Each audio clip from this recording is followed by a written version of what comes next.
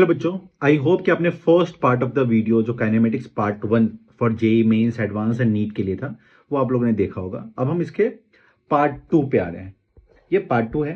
ऐसे ही मुझे लगता है एक और पार्ट में ये पूरा पूरा काइनेमेटिक्स को हम कंप्लीटली खत्म कर लेंगे। ठीक है, मे बी हमें दो पार्ट और बनाने पड़ेंगे। एक पार्ट ऑलरेडी मैं डाल चुका हूं, आप लोगों ने उसको देख लिया होगा। एक पार्ट ये है, this is the second part of that kinematics, और एक पार्ट और आएगा इस वीडियो का, इस पूरी सीरीज का, जहां पे हमारा काइनेमेटिक्स कंप्लीटली कंप्लीट हो जाएगा। इसके बाद मैं कोशिश करूंगा कि बहुत अच्छे एडवांस लेवल के क्वेश्चन, कुछ मेंस लेवल के क्वेश्चन भी इसमें इनकॉर्पोरेट करूं, सो दैट कि आपको जो भी कंफ्यूजन होता है वो कंफ्यूजन ना रहे। तो अभी हम सबसे पहले देखते हैं काइनेमेटिक्स पार्ट 2 वाले जो हम लेक्चर को स्टार्ट करते हैं। इसमें सबसे पहले हम देखते हैं कि what is type of motion. हमने सब कुछ देखा था, डिस्टेंस, डिस्प्लेसमेंट। अभी इससे पहले वाले लेक्चर में हमने क्या क्या देखा था? डिस्टेंस देखा था, डिस्प्लेसमेंट देखा था, वेलोसिटी देखी थी, हमने एवरेज वेलोसिटी देखी थी, हमने इंस्टेंटेनियस वेलोसिटी देखी थी, हमने डिफरेंट डिफरेंट चीजें उसमें देखी थी। नाउ हम समझते हैं कि कितनी तरह का मोशन होता है। तो जनरली टाइप्स ऑफ मोशन ना 3 तरह के होते हैं। इसको हम 3 पार्ट में जनरली डिस्ट्रीब्यूट कर सकते हैं। बेसिक एक फंडा है। अगर हम इसको देखें कि मोशन किस किस डायरेक्शन में होता है, तो पहला है 1D मोशन। फर्स्ट क्या है हमारा? 1D motion. 1D मोशन बहुत ही आसान है इसको समझाना। कि मान लो यहां पे कोई कार्टेशियन एक्सिस है। अगर कोई पार्टिकल सिर्फ यहां पे, अगर पार्टिकल यहां पे है और सिर्फ इधर की तरफ मोशन कर रहा है, सिर्फ इधर की तरफ मोशन कर रहा है, तो हम बोल सकते हैं कि ये 1D मोशन कर रहा है। क्या कर रहा है ये? 1D मोशन कर रहा है। फिर आप आता है यहाँ पे 2D मोशन। 1D का मतलब क्या? One dimensional motion, one dimension, एक ही डायमेंशन में मोशन हो रहा है। यहां पे अब आता है हमारा 2D मोशन, मतलब कि हमारा जो मोशन है 2 डायमेंशन में हो रहा है। हो सकता है एक्स में भी हो रहा हो और वाई में भी हो रहा है। इसका बहुत आसान तरीका है, इसको भी समझाना। देख लो, हम कैसे देख सकते हैं? एक अगर कोई प्रोजेक्टाइल मोशन होता है, दिस इज 2D मोशन। मान लेते हैं कि एक प्रोजेक्टाइल आपने इधर से ऐसे फेंकी है, इसको यहां से आपने एक प्रोजेक्टाइल को फेंकी है, या मान लो कि एक प्रोजेक्टाइल का मतलब एक पत्थर को फेंकी है। ये पत्थर क्या होगा? ऐसे जाएगी और ऐसे जाके ऐसे गिरेगी। ध्यान से देखने वाली बात क्या है कि ये प्रोजेक्टाइल एक टाइम पे, अगर जब यहां पे थी तो देखो ये एक्स में थी और ये वाई में भी कुछ थी। फिर जब ये यहां पे आई तो एक्स में भी मूव की है और वाई में भी मूव की। देखो एक्स में कहां से यहां तक मूव कर गई और वाई में भी यहां से यहां तक मूव कर गई। जब यहां पे देखते हैं इस पत्थर को, तो ये एक्स में यहां से यहां तक मूव कर गई और वाई में भी यहां से यहां तक मूव कर गई। तो ध्यान से देख रहे हो, ये पार्टिकल ना एक्स और वाई दोनों में मूव कर रही है। इसका मोशन एक्स और वाई दोनों एक्सिस की तरफ है, इसलिए हम इसको बोलते हैं 2D मोशन। इसी तरह से एक और होता है 3D मोशन। 3D मोशन क्या होता है? जनरली ब्राउनियन मोशन जो होता है 3D मोशन है। गैस पार्टिकल का जो मोशन होता है, एक गैस पार्टिकल एक जगह पे जहां पे रखा हुआ होता है, वहां पे जो मोशन होती है उसको हम बोलते हैं 3D motion. Generally Brownian motion are termed as a 3D motion. उसमें क्या होता है? पार्टिकल एक्स वाई जेड सारे एक्सिस में मूव कर रहे होते हैं, अपना मोशन कर रहे होते हैं। इसका एक और एग्जांपल ऐसे सोच सकते हो कि मान लो कि एक स्फीयर है, स्फीयर के ऊपर, स्फीयर के सरफेस के ऊपर अगर कोई पार्टिकल मूव कर रहा है तो वो एक्स वाई जेड तीनों एक्सिस में मूव कर रहा है। ऐसे एक एग्जांपल और ले सकते हैं, इलेक्ट्रॉन एक कंडक्टर के अंदर भी ऐसे ही मूव कर सकता है। एक हवाजार मूवमेंट होता है, वो एक्स वाई जेड तीनों एक्सिस में मूव कर रहा होता है। इसमें ना एक चीज जो बहुत अंडरस्टैंडिंग वाली बात है वो है कि motion in straight line is always 1D motion. देखो क्या होता है, मैं लिख दे रहा हूं, इसको हमेशा याद भी रखना आप। इसमें याद रखने वाली बात क्या है? Motion in straight line is always 1D motion. क्यों होता है? इसमें ना एक कंफ्यूजन जनरली क्या क्रिएट होती है कि सर देखो, मान लो अगर मोशन कोई पार्टिकल का ऐसा है और मैंने एक्सिस को ऐसे बना दिया, ऐसे बना दिया, है ना? ये हमारा वाई एक्सिस है, ये हमारा एक्स एक्सिस है। तो अब तो हम ये बोल सकते हैं ना कि पार्टिकल एक्स और वाई दोनों में मूव करे। देखो यहाँ पे एक्स में है, यहाँ पे वाई में है, फिर जब पार्टिकल यहाँ पे गया एक्स में, यहाँ पे गया वाई में, यहाँ पे गया एक्स में, यहाँ पे गया वाई में, मूव करे। देखो बेटा, होता क्या है ना कि एक्सिस को उस टाइम पे ऐसा ना बना के, क्या हम एक्सिस को तो हम कभी भी चेंज कर सकते हैं। क्या हम इस सिचुएशन में एक्सिस को ऐसा चेंज करके लिख सकते हैं कि लो, ले भाई, एक्सिस को मैंने ऐसे चेंज कर दिया, now this is your x axis और this is your y axis, और हो गया ना ये 1D मोशन। तो motion in straight line generally termed as a 1D motion. इसका बिल्कुल आप ध्यान रखेंगे, ठीक है? तो यही 3 तरह का मोशन होता है जब हम इसको देखते हैं कि मोशन कैसे कैसे प्रोपोगेट होता है। प्लेन के हिसाब से आप देख सकते हो, या एक्सिस के हिसाब से जब हम देखते हैं तो मोशन यही 3 तरह का मोशन होता है। अब हम बेटा आगे बढ़ते हैं। और ओके, ये क्वेश्चन ऑलरेडी पता नहीं कब किया है।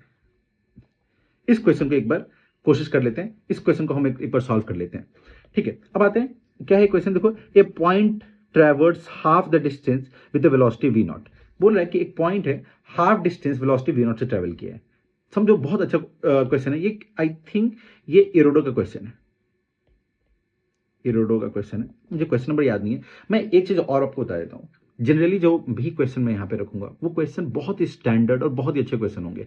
तो जब भी आप इस लेक्चर से पढ़ाई कर रहे हो तो हमेशा ये ध्यान रखना कि जो भी क्वेश्चन यहाँ पे है उसको एक तो वीडियो को पॉज करके पहले उस क्वेश्चन को खुद से ट्राई कर लेना, और फिर इसके बाद अगर नहीं समझ में आता है तो फिर यहाँ पे ट्राई करना। ठीक है, इससे क्या होगा कि आपकी अंडरस्टैंडिंग भी साथ में आपको समझ में आ जाएगी कि आपसे क्वेश्चन हो रहा है कि नहीं हो रहा है इतना पढ़ने के बाद, और साथ में कुछ क्वेश्चन आप मेरे साथ भी प्रैक्टिस कर सकते हो। इसका बिल्कुल ध्यान रखेंगे, हमेशा वीडियो को पहले पॉज करके और इसके बाद से खुद से ट्राई करेंगे, और फिर से बात अगर नहीं सॉल्व होती तो फिर देख लो कि मैंने क्या अप्रोच लिया है। Generally it's all about the approach of the question.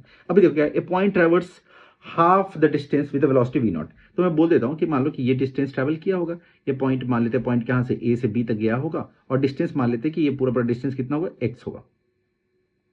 इस डिस्टेंस को खुद से मान लेते हैं कि एक्स होगा। इसका हाफ कितना होगा डिस्टेंस बेटा, आप बोल सकते हो कि सर ये डिस्टेंस यहां से तक हाफ होगा, x/2 होगा। बहुत बढ़िया करा है। हाफ डिस्टेंस किस वेलोसिटी से गया है, यहां से यहां तक गया है ये वेलोसिटी वी नॉट से। बहुत बढ़िया। फिर इसके बाद क्या किया है, the remaining part of the distance, जो रिमेनिंग पार्ट डिस्टेंस कौन सा है, ये वाला डिस्टेंस है, distance was covered with the velocity v1 for the half time and with the velocity v2 for the other half time. तो अब यहां से बाद इसके बाद क्या किया इन्होंने v1 वेलोसिटी से गया है हाफ टाइम के लिए, और v2 वेलोसिटी से गया है अनदर हाफ टाइम के लिए। तो कोई बात नहीं है, तो हमें पता है कि यहां से यहां तक का जो डिस्टेंस है, ये भी डिस्टेंस कितना होगा, ये भी डिस्टेंस इनका होगा, यहां से यहां तक का डिस्टेंस x/2 होगा। ओके, यहां से यहां तक मैं बोल देता हूं कि अगर मैं यहां से यहां तक जाने में मान लेते कि अगर टाइम t लगा होगा, तो ये वाला जो ग्रीन वाला जो v1 से जो वेलोसिटी से गया होगा, ये t/2 टाइम के लिए गया होगा, और यहां से v2 जो वेलोसिटी से गया होगा वो किसके लिए गया होगा, t/2 का टाइम के लिए गया होगा। ओके फाइन, यहां तक हमने क्वेश्चन को फिगर में कन्वर्ट कर दिया। जनरली जब भी क्वेश्चन को सॉल्व करो तो try to convert, make a figure और convert into a figure, question बहुत जल्दी सॉल्व हो जाएगा। इसके बाद देखो अब क्या है, find the mean velocity of the point average over the whole time of motion. बोला कि यहां से यहां तक का आपको एवरेज वेलोसिटी, एवरेज स्पीड, क्योंकि मोशन स्ट्रेट लाइन में है तो इस टाइम पे एवरेज वेलोसिटी और एवरेज स्पीड दोनों सेम होगा, ये निकालना है आपको। तो हम निकाल देते हैं कि एवरेज वेलोसिटी जो हमारी होगी वो क्या होगा, टोटल डिस्टेंस है, total displacement upon total time. ठीक है, तो टोटल डिस्प्लेसमेंट कितना होगा, सीधा लिख दो, total displacement upon total time. यहां से देखो टोटल डिस्प्लेसमेंट कितना होगा, एक्स होगा, तो सीधा लिख देते हैं यहाँ पे टोटल डिस्प्लेसमेंट हमारा एक्स है।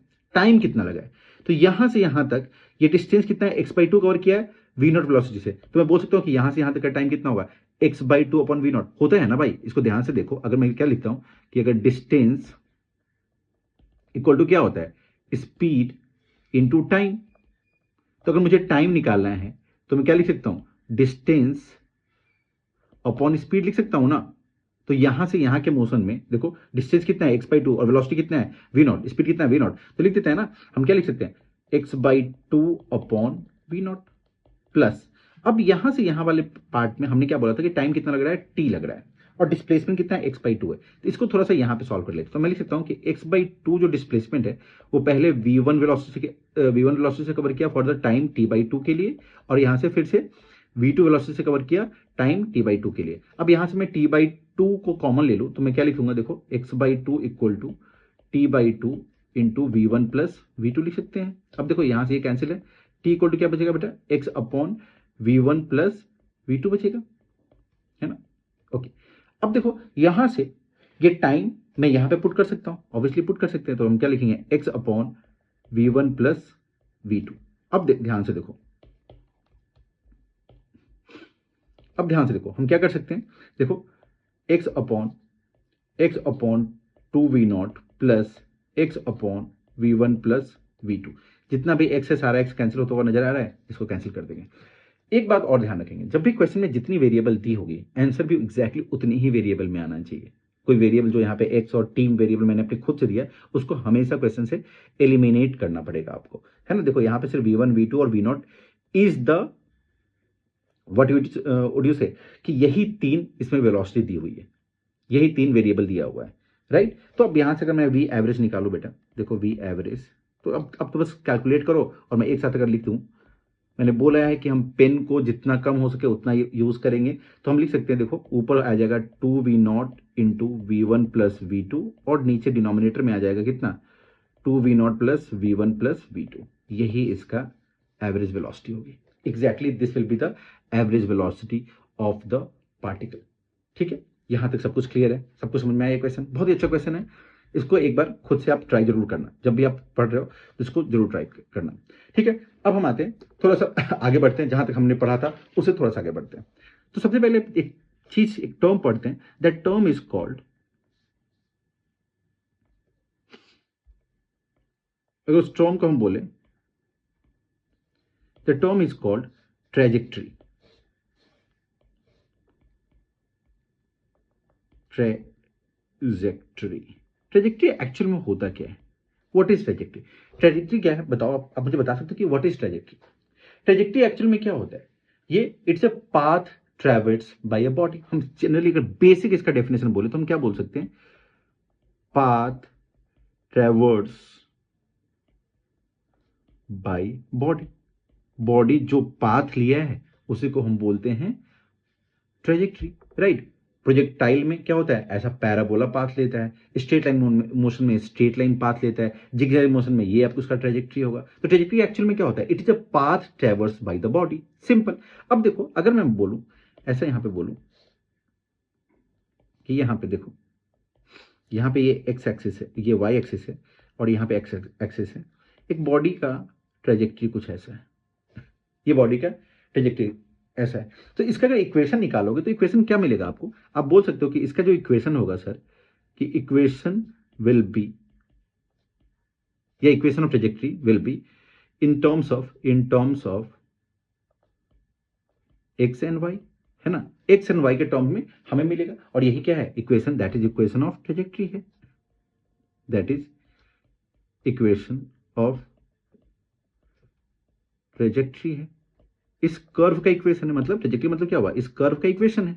अच्छा, ये कर्व क्या हो सकता है? यहाँ पे y क्या होगा? y will be function of कुछ t होगा। यहाँ पे x क्या होगा? x भी क्या होगा? कोई फंक्शन ऑफ t होगा, राइट।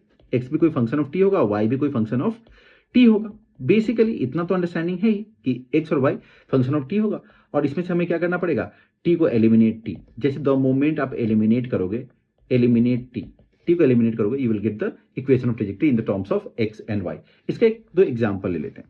मान लो एक x में ये है 2t है, और y में ये है, मान लेते हैं t स्क्वायर है। Find the equation of trajectory. तो हमें एलिमिनेट t को करना है, तो t को हटाया और इसमें पुट कर दिया, दूसरा वाला इक्वेशन पुट कर दिया, तो y इक्वल टू क्या लिख सकते हो? देखो, x बाई 2 का होल स्क्वायर। इसको अगर थोड़ा फर्दर सॉल्व करेंगे तो क्या मिलेगा? एक्स स्क्वायर बाई 4, यही मिलेगा ना। ध्यान से देखो, एक्स स्क्वायर बाई 4। अगर इसको और सॉल्व कर लेते तो हम क्या मिलेगा? X square by 4, y equal to x square by 4। ध्यान से देखो, ये क्या है? किसका इक्वेशन है? This is the equation of parabola, equation of parabola, है ना। तो इसका मतलब क्या समझ में आया? कि ये दोनों, अगर पार्टिकल का पोजीशन ये दिया हुआ है या पार्टिकल का पोजीशन ये दिया हुआ है, इसका मतलब पार्टिकल किस में मूव कर रही है? पार्टिकल एक पैराबोलिक शेप में मूव कर रही है। पार्टिकल का ट्रेजेक्ट्री क्या है? पैराबोला है। इसी तरह से एक और क्वेश्चन ले लेते हैं। बहुत, मान लो हमारा x equal to 2 sine t है, और y इक्वल टू भी 2 साइन टी है, 2 साइन टी है। मैं बोलूँ कि इक्वेशन ऑफ ट्रेजेक्ट्री निकालो, तो अब अगेन हमें क्या करना पड़ेगा? Eliminate T. कैसे एलिमिनेट करोगे? देखो यहां पे देखो, क्या कर सकते हैं? एक्स बाई टू इसको 2 साइन टी ना लिख के x equal to y equal to 2 cos t लिख लेते हैं, 2 कॉस टी कर लेते हैं। अब एक काम करते हैं, दोनों को स्क्वायर कर सकते हैं। अगर हम एलिमिनेट टी करना है हमें, तो दोनों को स्क्वायर कर लेते हैं। हम क्या लिखेंगे? एक्स स्क्वायर ऐड कर देते हैं, x square plus y square equal to 4 times sine square t plus cos square t. और sine square t plus cos square t क्या होता है? 1 देता है आपको, अगर याद होगा तो क्या देते हैं? Sign square t plus cos square T आपको क्या देता है बेटा? 1 देता है। तो अब क्या लिख सकते हो यहां से? देखो, x square plus y square equal to 4, और एक्चुअल में ये क्या है? ये इक्वेशन ऑफ सर्कल है। क्या है? This is the equation of circle with centre at origin, with centre at origin and radius 2। Radius क्या होगा? रेडियस 2। रेडियस क्या होगा इसका? रेडियस 2 होगा, और सेंटर क्या होगा? ओरिजिन पे होगा। तो यहां से हम निकाल सकते हैं। इसी तरह से बहुत अलग अलग ले सकते हैं। मान लो एक और क्वेश्चन ले लेते हैं कि अगर मान लो एक्स और वाई का फंक्शन कुछ ऐसा दिया हुआ है, यहां पे देख लेते हैं। एक्स का फंक्शन दिया हुआ है 2 sin t, और वाई का फंक्शन दिया हुआ है 3 cos t। 2 sin t और वाई का फंक्शन दिया हुआ है 3 cos t। अभी बताओ, एलिमिनेट करना है तो एक काम करते हैं, क्या लिखोगे? 2 को इधर लेके जाओ, 3 को इधर लेके जाओ, स्क्वायर करो, ऐड कर दो। तो हमें पता है sine square t plus cos square t 1 होता है, तो हम क्या लिख सकते हैं? X square by 4 plus x square by 9 equal to 1। ये क्या है? एक किसका इक्वेशन है? ये एक इलिप्स का इक्वेशन है। इलिप्स का इक्वेशन है, इक्वेशन ऑफ इलिप्स है। इसका मतलब क्या हुआ? इस सिचुएशन में जब पार्टिकल का पोजीशन एक्स 2 sin t से बढ़ रहा है और वाई पोजीशन 3 से cos t से बढ़ रहा है, इसका मतलब पार्टिकल किस मतलब पार्टिकल का ट्रेजेक्ट्री क्या है? पार्टिकल का पाथ क्या है? पार्टिकल का पाथ विल बी एक एलिप्स होगा। यहां तक कोई कंफ्यूजन है तो बताओ। तो यहां तक सब कुछ क्लियर है बेटा? बताओ, यहां तक सब कुछ क्लियर है? ओके, अब हम आगे आते हैं। इसके बाद हमने वेलोसिटी देख ली थी, अब हम आते हैं एक्सेलरेशन पे। Understanding what is acceleration.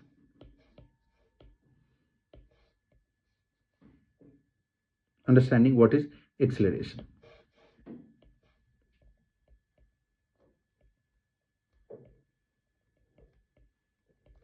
अच्छा, मुझे ये बताओ, एक्सेलरेशन, एक्सेलरेशन का बहुत ज्यादा डेफिनेशन, बहुत सारा डेफिनेशन होता है। एक सबसे बेसिक डेफिनेशन होता है, हम बोल सकते हैं rate of change of velocity is called acceleration.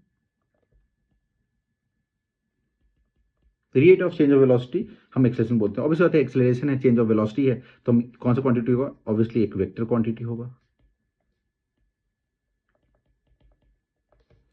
अगर इसको देखेंगे तो इसका यूनिट क्या होगा? मीटर पर सेकेंड स्क्वायर, और डायमेंशन फॉर्मूला क्या होगा? एल टी माइनस 2 के बराबर होगा। यही होगा, एल टी माइनस 2 के बराबर होगा। ओके, अब यहां से दो तीन चीज हम निकाल सकते हैं। एक तो अब निकाल सकते हो एवरेज एक्सेलरेशन।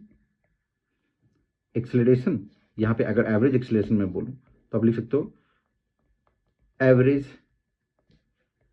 एक्सेलरेशन। अच्छा बेटा, अगर आप एवरेज एक्सेलरेशन बोलते हो तो क्या होगा? That is v final minus v initial upon time. यही होगा ना एवरेज एक्सेलरेशन। या डेल्टा टी लिखते हो इसको, या आप इसको क्या लिखते हो? D v upon d t. अगर मैं इसी में लिमिट पुट कर दूं और टाइम को बहुत छोटा कर दूं तो आप क्या लिख सकते हो? देखो, acceleration instantaneous, acceleration instantaneous that will be क्या होगा? दैट विल बी, ध्यान से देखो, that will be limit delta t tends to zero delta v upon delta t. और इस सिचुएशन में क्या होता है? ये डिफरेंशिएट हो जाता है, that is dv upon d t. मतलब कि इंस्टेंटेनियस एक्सेलरेशन अगर हम देखें, instantaneous acceleration that is equal to dv upon d t. और जब भी हम एक्सेलरेशन की बात कर रहे होंगे, मेनली हम काइनेमेटिक्स में जब भी एक्सेलरेशन की बात कर रहे होंगे, तो हम यहाँ पे इंस्टेंटेनियस एक्सेलरेशन की बात कर रहे होंगे, that will is dv upon d t के बारे में बात कर रहे होंगे। यहां तक आई थिंक सब कुछ क्लियर है। यहां तो कुछ भी ऐसा नहीं है जो आपको बहुत कंफ्यूजिंग लग रहा होगा।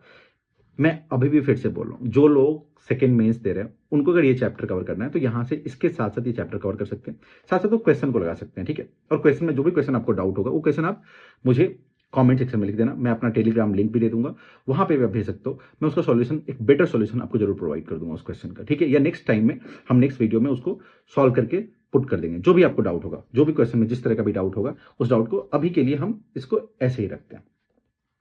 ठीक है, ओके बेटा, यहां पे डीवी अपॉन डी टी को अगर ध्यान से देखें तो डीवी अपॉन डी टी क्या है? It is a slope of tangent of VT curve. पहला तो ये है, या बोलते हैं time rate change of velocity, time rate change of velocity भी है ये। इसी को दूसरा हम बोल सकते हैं, क्या बोल सकते हैं? Differentiation of v with respect to t, to t, right, यही है ना, ये differentiation of v with respect to t भी है, slope of tangent of vt curve भी है, और time rate change of velocity है, ये तीनों है। यहां तक क्लियर है सब कुछ। यही हमारा एक्सेलरेशन होता है। हमने एवरेज एक्सेलरेशन आपको बता दिया क्या होता है, हमने इंस्टेंटेनियस एक्सेलरेशन भी आपको फाइंड करके दिखा दिया कि क्या होता है। इंस्टेंटेनियस एक्सेलरेशन क्या होता है, एक किसी इंस्टेंट पे लगने वाला जो एक्सेलरेशन होगा उसी को बेटा हम क्या बोलते हैं, इंस्टेंटेनियस एक्सेलरेशन बोलते हैं। किसी पॉइंट पे लगने वाला एक्सेलरेशन को हम क्या बोलते हैं, इंस्टेंटेनियस एक्सेलरेशन बोलते हैं। ठीक है, आई थिंक इसमें यहां तक में कोई भी कंफ्यूजन नहीं होना चाहिए। बेसिकली आपको कोई भी कंफ्यूजन नहीं होना चाहिए। अब आते हैं, थोड़ा सा समझते हैं दो तीन चीज जो मुझे लगता है कि जो समझ में आनी चाहिए। पहली चीज कि एक्सेलरेशन क्या है, पहले पूरी फिजिक्स को इस दुनिया में समझो इस बात को, एक्सेलरेशन क्या है। इस पूरी फिजिक्स को इस दुनिया में कॉज और इफेक्ट प्रिंसिपल से हम कॉज एंड इफेक्ट प्रिंसिपल से हम क्या करते हैं, समझा सकते हैं। तो एक्सेलरेशन क्या है, एक्सेलरेशन इफेक्ट है।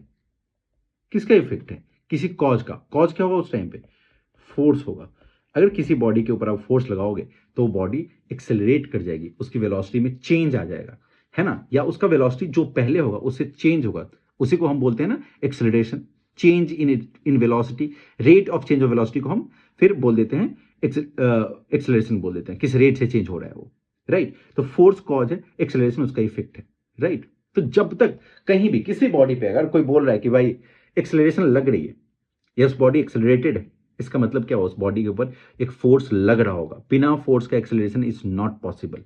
क्लियर है यहां तक, ओके। कुछ कुछ चीजें एक्सेलरेशन के बारे में हम समझ लेते हैं। अगर मान लो acceleration again it's a vector quantity, तो acceleration could be positive, negative and zero हो सकता है ना। तो एक्सेलरेशन को अगर देखिए बेटा,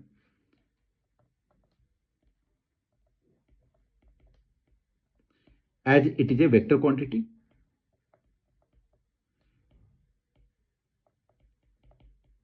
then it could be positive, it could be negative, and it could be क्या होगा, जीरो भी हो सकता है। जो नेगेटिव एक्सेलरेशन है उसका दूसरा नाम होता है डी एक्सेलरेशन। डी एक्सेलरेशन, जो नेगेटिव एक्सेलरेशन होता है उसको हम डी एक्सेलरेशन बोलते हैं। अच्छा, दो तीन चीज समझने वाली बात यहाँ पे, अगर मान लो वेलोसिटी का डायरेक्शन ये है और एक्सेलरेशन का भी डायरेक्शन ये है, तो वेलोसिटी बढ़ेगी या घटेगी, ऑब्वियसली वेलोसिटी बढ़ेगी। मतलब जिस डायरेक्शन में वेलोसिटी है एक्सेलरेशन भी उसी डायरेक्शन में, मतलब क्या हुआ, फोर्स भी उसी डायरेक्शन में। इसका मतलब क्या हुआ, बॉडी की कॉमन सेंस से समझ में आ रहा है कि बॉडी की वेलोसिटी बढ़ेगी, तो मतलब velocity of body will increase. हम लिख सकते हैं velocity of body will increase. फिर से एक एग्जांपल लेते हैं, अगर मान लो वेलोसिटी ऑफ बॉडी ऐसा है, एक्सेलरेशन इधर की तरफ है, इसका मतलब क्या हुआ, अगर ऑपोजिट होगा तो velocity of body will decrease. मतलब क्या हुआ, बॉडी इधर की तरफ जा रही है और फोर्स ऑपोजिट डायरेक्शन में लग रहा है, मतलब उधर से कोई सामान आ रहा है और आप उसको धक्का इधर से दे रहे हो, तो ऑब्वियसली बात हम क्या बोल सकते हैं कि velocity of body will decrease. क्या बोल सकते हो उसको, कि velocity of body will decrease. एक और एग्जांपल लेते हैं, मान लो कि वेलोसिटी ऐसा है और बॉडी का एक्सेलरेशन ऐसा है, तो इस सिचुएशन में अगर वेलोसिटी ऐसा है और बॉडी का एक्सेलरेशन ऐसा है, इसका मतलब क्या हुआ कि बॉडी के इस वेलोसिटी में, इस डायरेक्शन के वेलोसिटी में कोई फर्क नहीं पड़ेगा, but body will have a velocity in this direction of, right, और बॉडी का पाथ चेंज हो जाएगा। तो हम क्या बोल सकते हैं कि velocity in this direction will not get affected. क्या है, क्योंकि फोर्स इस डायरेक्शन में कोई लग ही नहीं रहा है। तो हम क्या लिख सकते हैं, exactly the case of projectile, वो अभी बाद में समझाएंगे। तो हम क्या लिख सकते हैं कि वेलोसिटी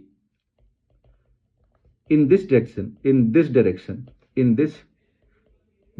will not change, क्योंकि हमारा एक्सेलरेशन उस डायरेक्शन में है ही नहीं। तो हमारा इसका मतलब क्या हुआ कि वेलोसिटी को चेंज करने के लिए किसी भी तरह से चेंज, मतलब क्या होता है, या तो बढ़ाना या घटाना, दोनों चेंज है। तो आपका एक्सेलरेशन या तो उसके पैरेलल होना चाहिए, उसके साथ होना चाहिए, या उसके एंटी पैरेलल होना चाहिए। वेक्टर में टर्म्स में अगर देखें तो पैरेलल और एंटी पैरेलल हो सकता है। क्लियर है यहां तक सब कुछ, वेलोसिटी और एक्सेलरेशन का पार्ट। अब हमें बेसिकली जो अभी तक जो देखना है, हमें देखना है मोशन इन 1D देखना है। तो अगर मैं देखूं कि motion in 1D। Motion in 1D ना बेटा देखो, दो तरह का मोशन इन 1D होता है। पहला होता है motion in 1D, that is होता है नॉन यूनिफॉर्म एक्सेलरेशन। ये हम लोग बेसिकली बहुत भूल जाते हैं, कई बार बहुत परेशान भी करता है। इसको बोलते हैं नॉन यूनिफॉर्म एक्सेलरेशन। ये क्या है हमारा? नॉन यूनिफॉर्म एक्सेलरेशन है। दूसरा क्या है? यूनिफॉर्म एक्सेलरेशन है। इसका या कांस्टेंट एक्सेलरेशन बोल सकते हैं। दूसरा क्या है हमारा? यूनिफॉर्म एक्सेलरेशन या कांस्टेंट एक्सेलरेशन।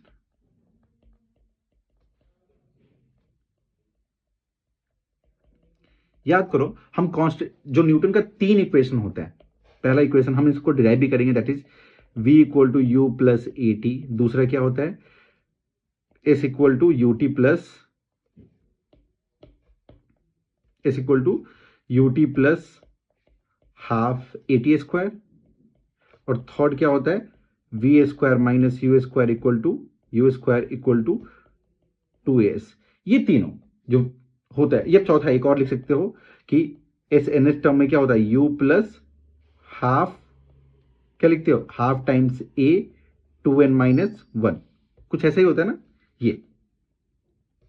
ये चारों, ये जो चारों हम फॉर्मूला लिख रहे हैं, ये चारों फॉर्मूला को हम डिराइव करने वाले हैं। ये सब किस में होता है? जब व्हेन लिख लो, when acceleration is constant, when acceleration is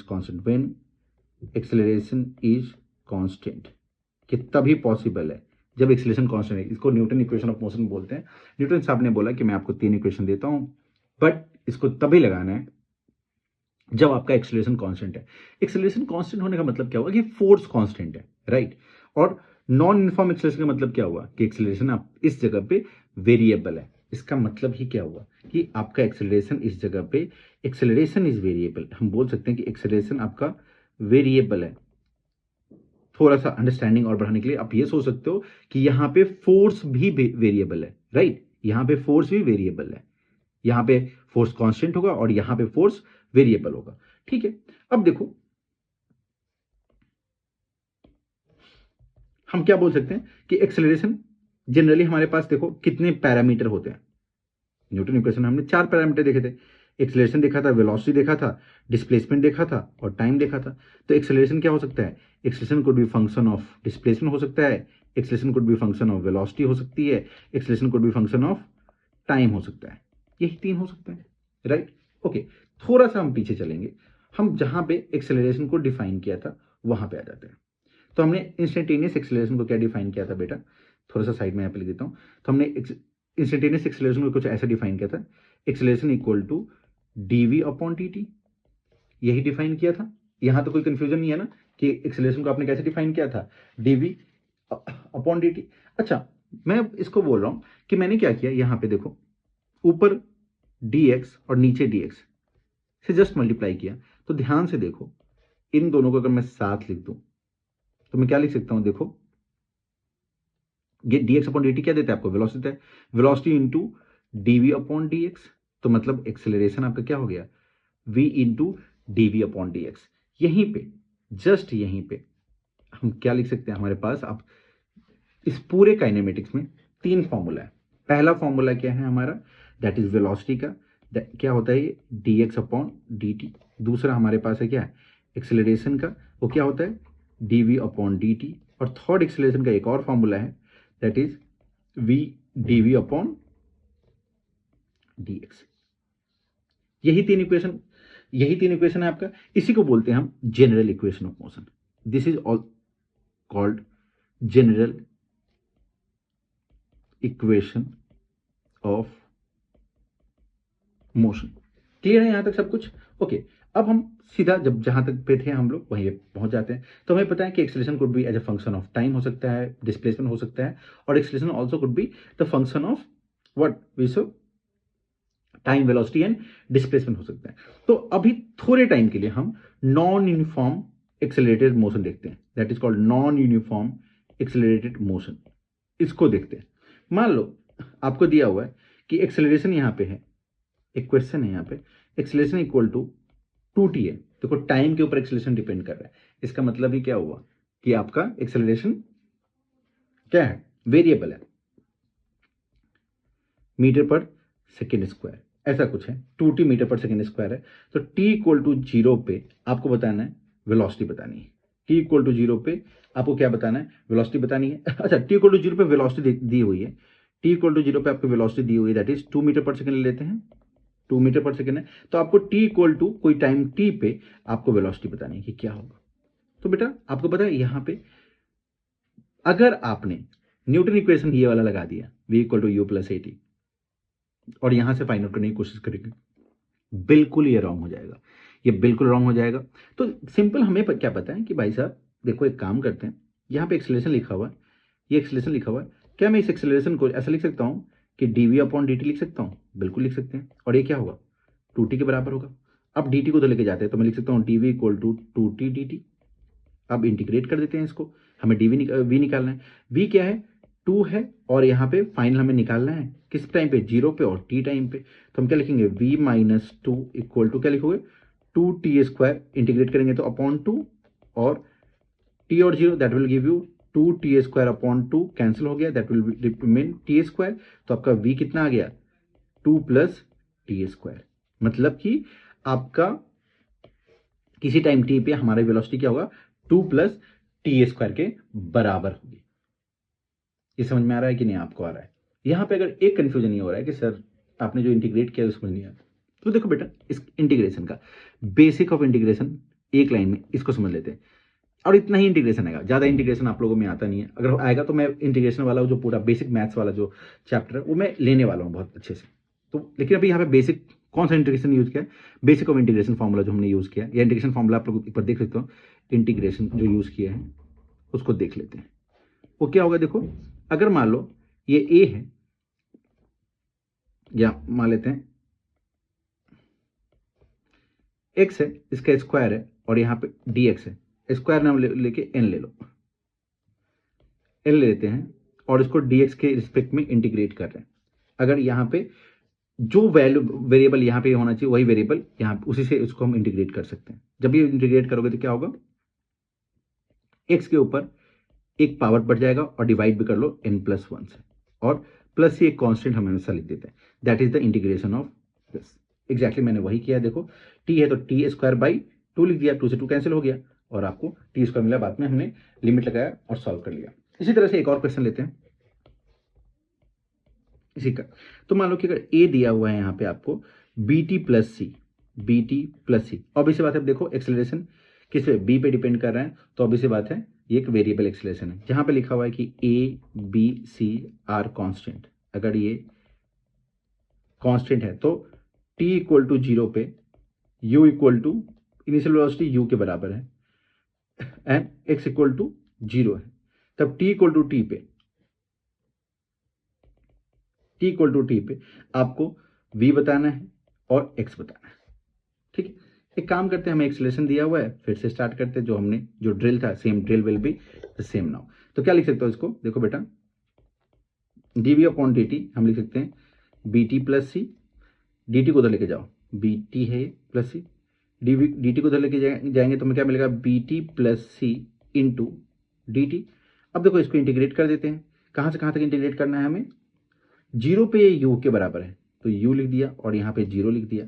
जब ये किसी टाइम t पे निकालना है तो हमें v निकालना है तो v लिख देते हैं। ठीक है, इंटीग्रेट करेंगे तो ये तो आ जाएगा v माइनस यू, और ये आएगा देखो इंटीग्रेट करने के बाद b t square by 2 plus c t, और t 0 that will be v minus u equal to क्या मिलेगा आपको b t square by 2 plus c t, यही मिलेगा v इक्वल टू क्या मिलेगा u plus b t square by 2 plus c t, यही मिलेगा वेलोसिटी। अब आपको डिस्प्लेसमेंट निकालना है तो फिर से इसको एक बार डिफ्रेंशिएट कर सकते हैं, कैसे लिखोगे dx अपॉन dt लिख दो, इसको क्या लिखोगे, इसको लिखोगे dx upon dt that is equal to u plus b t square by 2 plus c t, dt को उधर लेके जाओ तो dx इक्वल टू क्या लिखोगे u plus b t square by 2 plus c t, और इसको हम dt से मल्टीप्लाई करेंगे, ये सारा प्लस है बीच में बेटा, इंटीग्रेट करो तो जब देखो यहाँ पे x 0 था और x निकालना है, तो उस टाइम पे 0 था और ये x हमें निकालना है। यहाँ पे टाइम 0 और ये टाइम 0, यहाँ पे t निकालना है।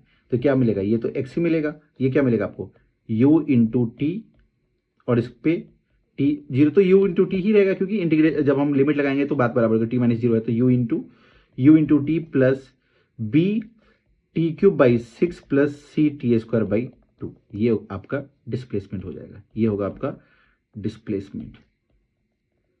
तो आई थिंक आपको क्लियर है कि जब वेरिएबल, जब एक क्या बोलते हैं, वेरिएबल एक्सेलरेशन का जो क्वेश्चन होता है हम उसको कैसे सॉल्व करते हैं। इसमें तो कोई डाउट नहीं है, सब कुछ क्लियर है ना कि वेरिएबल एक्सेलरेशन का क्वेश्चन को हम कैसे सॉल्व करते हैं। इसमें आई होप कि कोई डाउट नहीं होना चाहिए आप लोगों को।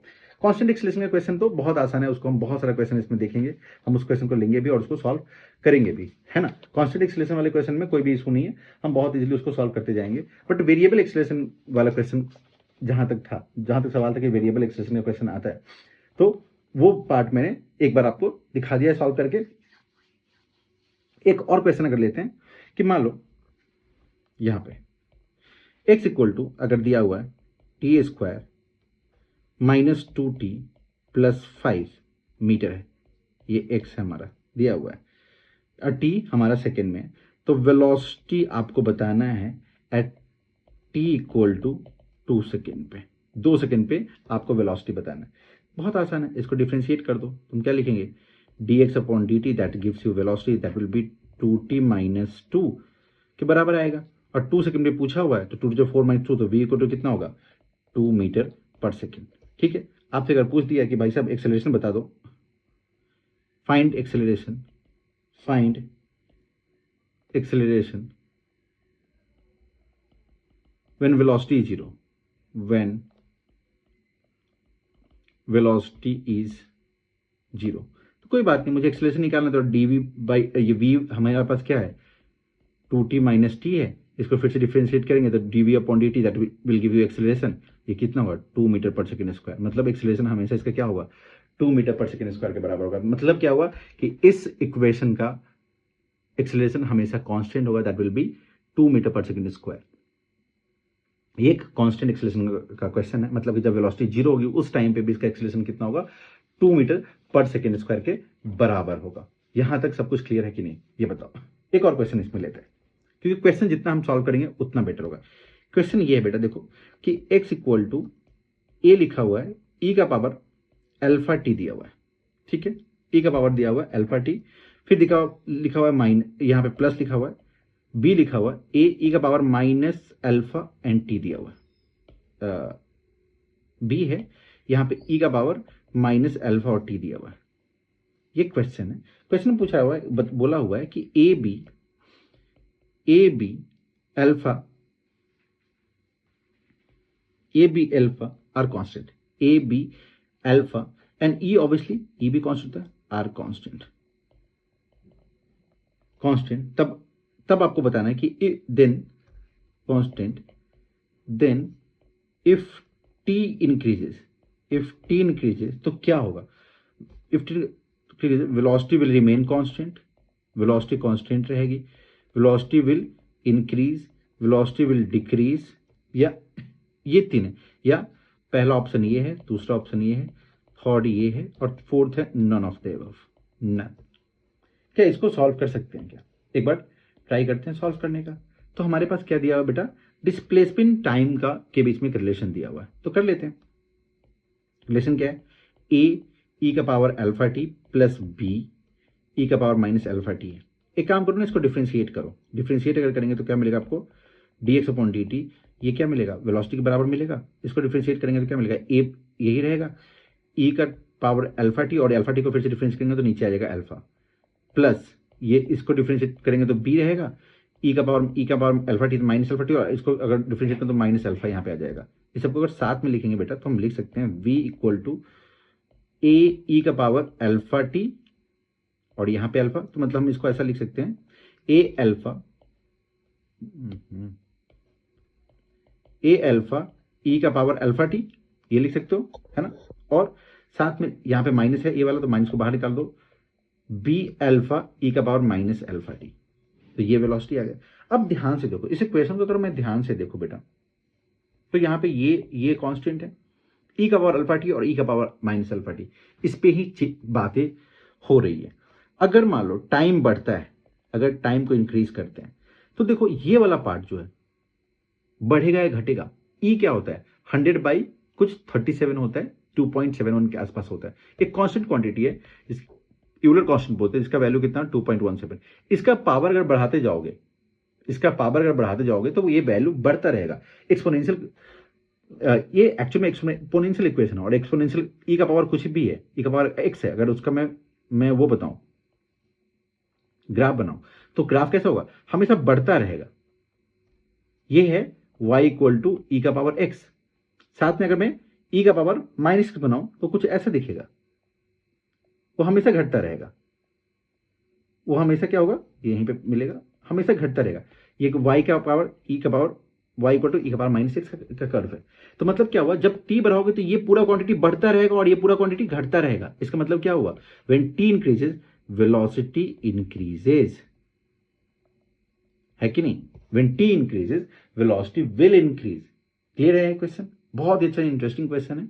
इसको आप फिर से, ये सारे क्वेश्चन ऐसे क्वेश्चन है जिसको आप फिर से दोबारा अपने पास रख सकते हो, दोबारा इसको सॉल्व कर सकते हो। एक और क्वेश्चन लेते हैं, this is the last question of this section, इसके बाद हम आगे बढ़ेंगे। मान लो एक क्वेश्चन ये है आपका, v equal to x square plus x metre पर सेकेंड।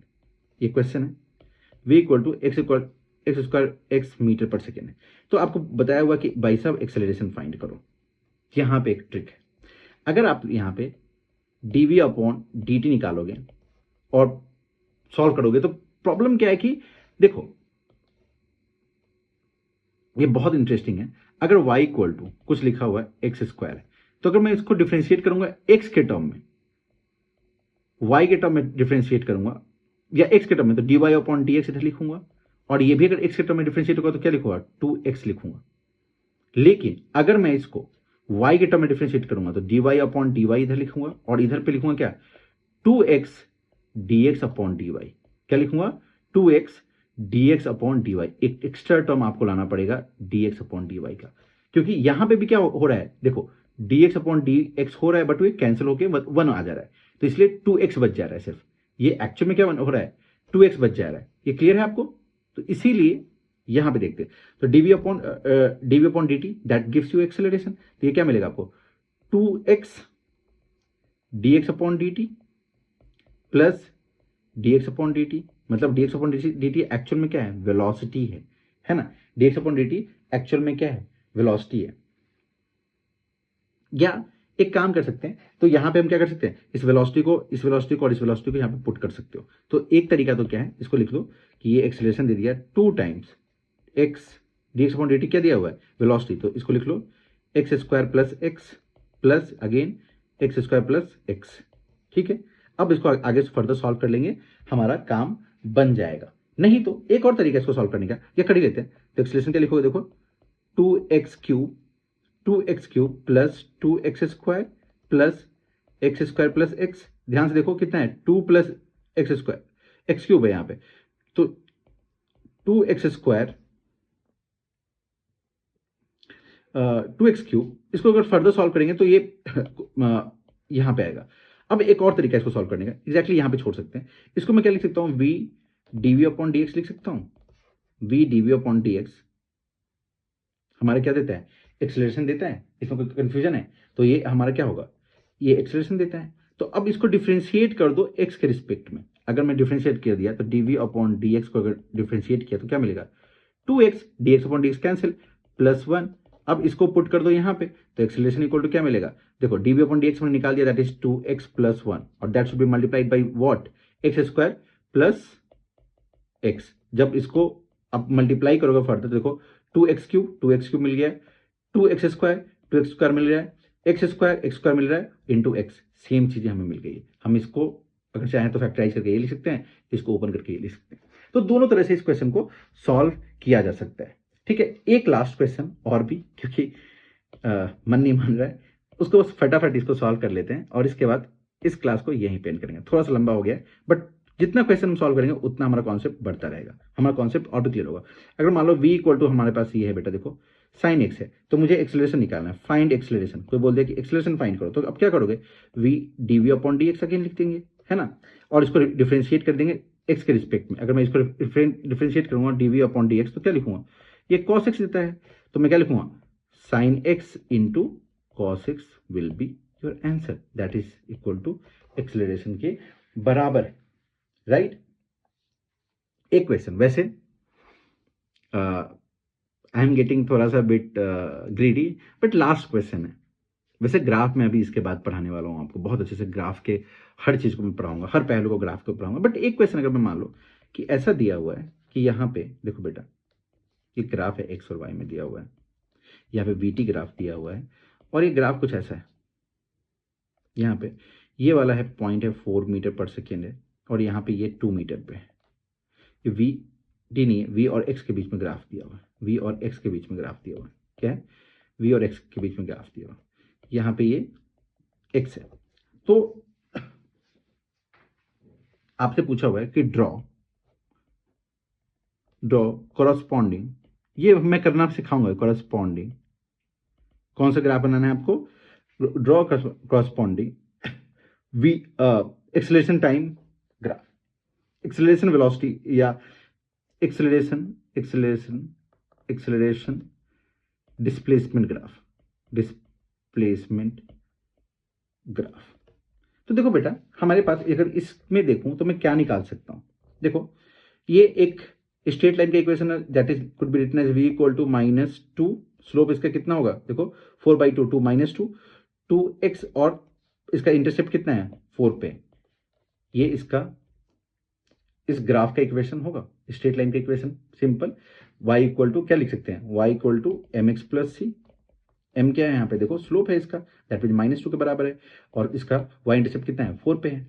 अब इसको हम क्या लिख सकते हैं, देखो वेलोसिटी को dv अपॉन dx अगर मैं लिखूं तो मैं क्या लिख दूंगा बेटा, सिर्फ -2 देगा, बाकी ये कांस्टेंट टर्म डिफरेंशिएशन में गैप हो जाता है।